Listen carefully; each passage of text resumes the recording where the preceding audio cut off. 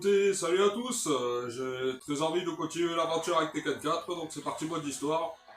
Donc dernièrement, on a fait l'histoire de Brian, voilà. Et bah, du coup, on va passer à Combat, et- qui va être une histoire bien particulière, je vais y revenir là-dessus. Et du coup, voilà, je vous en avais déjà parlé dans l'histoire de Lich Online. Combat est un robot humanoïde multi-usage, unique en son genre. Son IA lui permet d'imiter n'importe quel mouvement humain capturé par ses détecteurs mocap. Ouais, les fils qu'il y a dans le crâne. Ces capacités le rendent utile pour une large gamme d'activités, allant du ménage au combat de rue. Ouais, parce qu'il peut servir pour l'armée aussi. Cette unité spéciale fut créée par le combat corps à corps, évidemment par la société Violet System, détenue par Lich Charlotte. Les développeurs exigèrent de Combot de mémoriser tous les styles de combat rencontrés lors du tournoi. Il deviendra ainsi le meilleur combattant sur Terre. Malheureusement, le projet ne fut pas terminé et quelques virus subsistent dans sa mémoire. Cela empêche Combot d'exécuter plus d'un style de combat une fois en action. Voilà. Donc il n'y a pas grand chose à raconter sur Combot parce que la narration l'a fait à ma place. Donc vous l'avez compris, Combot est un robot possédant une intelligence artificielle à multi-usage qui a été créé de base pour les tâches ménagères et aussi pour servir dans des forces militaires et au combat de rue. Et, et évidemment, grâce à son IA, ben, il a pu copier évidemment des mouvements humains, comme je vous ai dit, pour faire le ménage, pour pouvoir se servir, pour pouvoir se servir des armes et servir son pays. Mais évidemment, vu que le projet de Combot n'a pas été abouti, et ben Combot, évidemment, on le voit, ben, il chope un virus, et du coup, il se met à euh, voilà. Donc en fait, il se met à copier plus d'un style de combat, comme ils ont dit, parce qu'en fait, ce que Combot fait euh, euh, avant le tournoi, c'est qu'il observe chaque combattant, il voit leur style de combat, et après lui, évidemment, avec son IA, il le reproduit. Sauf qu'évidemment, il y a eu un virus dans les courts-circuits qui, qui s'est mal passé, du coup, ben, Combot, ben, à chaque fois, il y a son style de combat qui change. Hein. On l'a vu, au début, il copiait Kazuya, et là, il copie Lin Charyu. Donc à chaque fois, son style de combat va changer. Et en fait, du coup, voilà, j'ai pas grand chose à raconter sur Bokujin. Sur Bokujin, qu'est-ce que je dis? Oui, je parle de Bokujin, oui, parce qu'évidemment, il y a une partie, en fait, on pourrait penser qu'il est présent juste pour remplacer Bokujin, parce que Bokujin, c'est un peu le même combattant. C'est à peu près le même combattant, lui aussi, il copie le style de combat de chaque perso et tout ça, quoi. Mais je vais y revenir après, mais en fait, non. Pour, Combot, en fait, c'est tout ce qu'il y a à dire. Combot a été créé par Violet System juste pour des mouvements, enfin pour copier des mouvements humains, mais pas que dans le style de combat, pour les tâches ménagères, comme j'ai dit, et je répète, et voilà. Et bref, et du coup, voilà. Combot, il a parlé au tournoi, en fait, c'est pour faire promotion marketing pour Lee Chaolan dans le personnage de Violet, pour son entreprise, sauf que les choses ne se sont pas passées comme prévu, ouais. Et du coup voilà, Combat il participe au tournoi, mais évidemment il ne le remporte pas. Hein. Son marketing devient un échec, et c'est pour ça qu'après dans la cinématique de fin de Lee Chaolan, eh ben, un autre combat est au programme, parce que celui-là, il a été une catastrophe en vrai. Et du coup, ouais. Et du coup, au bout d'un moment, oui, je vous parlais, j'avais confondu Combat avec Mukujin. En fait, c'est pour parler de Mukujin aussi un petit peu, même s'il n'est pas présent dans cet opus. Euh, Parce qu'en fait, dès que la première fois on voit Combat, même pour les gens qui avaient connu Tekken à- avec Tekken 3 et qui ont joué à celui-là après, il y a beaucoup de gens qui se sont dit, enfin qui se sont plaints en disant ouais, c'est n'importe quoi, en fait, Combat il est présent parce qu'il remplace beaucoup Jin, hein, parce que il reprend tous les styles de combat de, de, de chaque perso dans cet opus, c'est n'importe quoi, et ils auraient pu mettre beaucoup de jeans, ça aurait été pareil. Bah, en fait, on pense que c'est bête avec tout ça, les amis, mais en fait, ça ne l'est pas, et je vais vous expliquer pourquoi. Ce qu'il faut savoir de base, c'est que Combat, il est présent parce que c'est dans le but d'être en accord avec l'histoire de Lee Chaolan, qui est sur son projet de créer un robot possédant une grosse intelligence artificielle. Sauf que s'il est présent et qu'il se met à.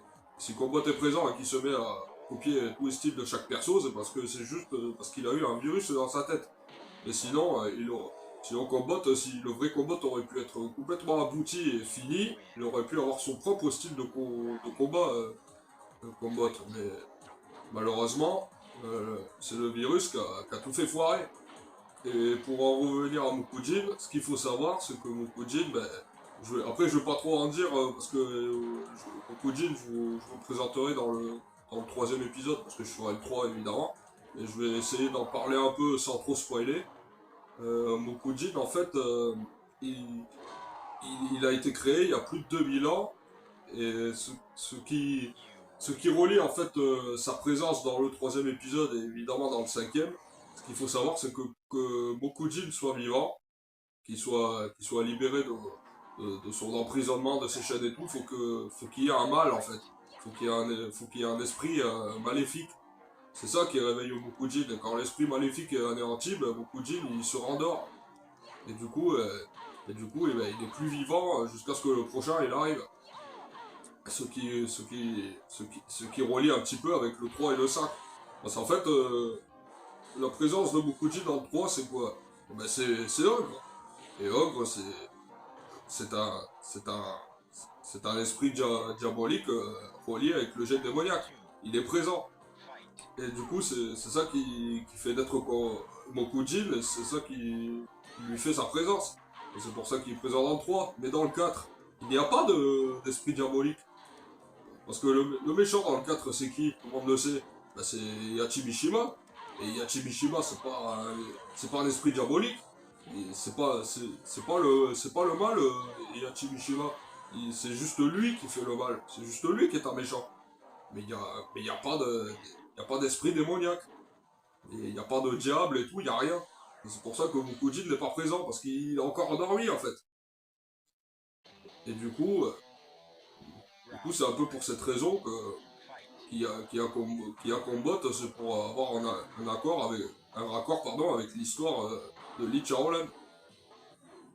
Et beaucoup. Et c'est pour ça, ouais, que, comme j'ai dit, que Mukujin n'est pas présent, parce qu'il n'y a pas d'esprit démoniaque.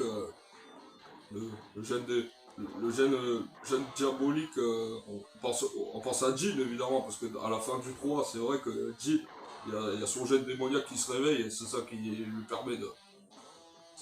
permet, les amis, de devenir immortel. Sauf que, évidemment,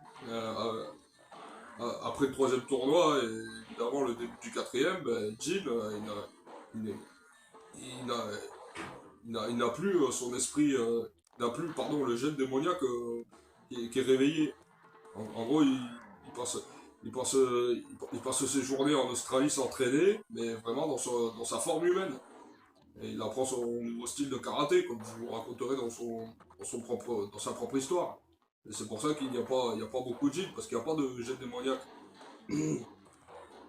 Et Kazuya, il a le gène démoniaque, évidemment, aussi, parce que c'est ça qui va lui permettre de rester en vie après que Heihachi l'ait jeté dans un volcan. Sauf que là, le gène démoniaque de Kazuya, il n'est pas, lui c'est pareil, il n'est pas encore réveillé. Kazuya, il a son œil rouge, il a le gène en lui, et là c'est vraiment son esprit à lui qui est en forme, mais pas son gène. Et son gène, il viendra à la fin de son arc narratif. Et c'est pour ça que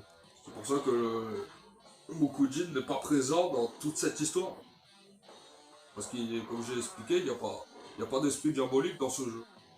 Et du coup, après vous avoir raconté tout ça, c'est pour cette raison que Combot est présent et que Mukujin ne l'est pas. Parce il fallait un raccord avec l'histoire.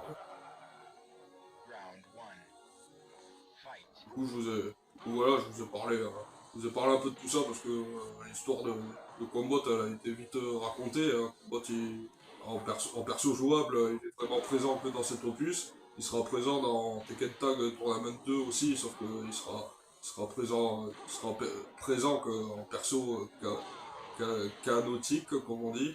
Genre un perso, juste un perso comme ça jouable, présentable, mais il aura pas vraiment d'arc narratif.